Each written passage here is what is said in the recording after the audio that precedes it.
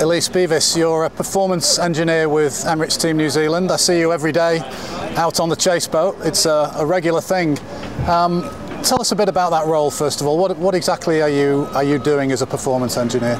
Yeah, so I guess there's a few sides to my role. So part of it is when we're sailing in the simulator, I'm involved with sort of creating the models for that, changing the conditions and stuff, looking into the data that's produced through that. And then when we're sailing in the real world, it's similar, looking at data live. I'm also looking at the wind triangle when we're on the water and sometimes making some tweaks to that. And then once we come in, going back and looking at the data, seeing, you know, how our tacks are going, how our jibes are going, are we doing stuff different between tacks, are we doing better than we used to, etc.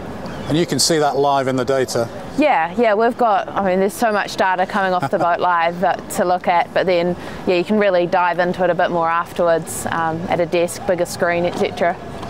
You mentioned the wind triangle there. I think I know what you mean, but just tell me. Yeah, so on the AC75, same on the 40s, we've got these wind gears at the front of the boat, the cups that spin around and say what apparent wind speed it's measuring, and then you've got the wind vane giving a direction.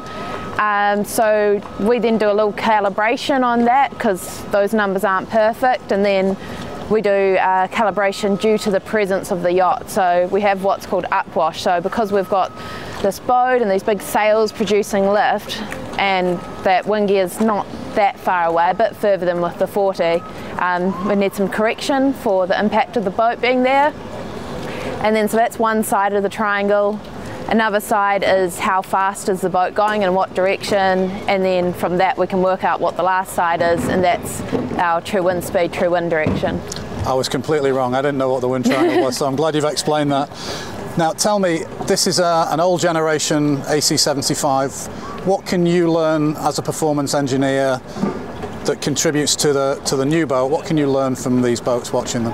Yeah, so part of being up in Barcelona this year is sailing an AC75 in the conditions that, you know, we expect to see next year. It's particularly interesting at the moment, being October, so really the best guess at what we'll see next year.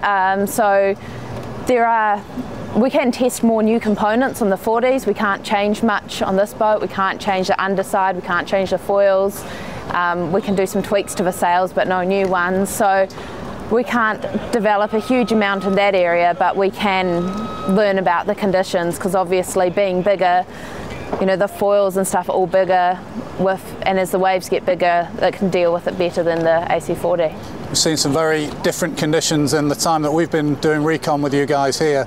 Yesterday, for example, very, very lumpy. Today, really quite flat, and a decent breeze. How different is the data that's coming off the boat in those conditions? Yeah, it can be quite different, especially the waves today were quite skewed to the wind, so that can, and it's not something that we really see at home in Auckland, so part of what's valuable being up here, and that can really make some quite big differences between tacks. I mean, just like, you know, if you're in a laser dinghy or something and you've got some old waves pushing you forward upwind, you get some really good performance, so yeah, we do see differences with that. Final question for this interview.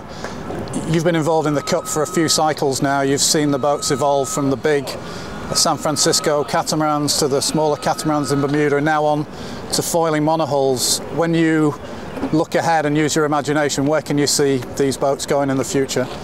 I think that the AC75, say compared to the Cats, a really cool element is going back to these hoistable soft mainsails. So with the Cats there was a lot of drama when it was breezy at the dock, like there were damages to wings, buildings and stuff with them being lifted out, in and out, and you know, if there is a storm out there we can drop sails and tow in. So I think that's a lot more transferable to other sailing, and so yeah, I think there will continue to be aspects from these boats that can transfer into other areas, which is, yeah, I guess part of being that sort of leading edge in the industry with America's Cup is that trickle down into other sailing.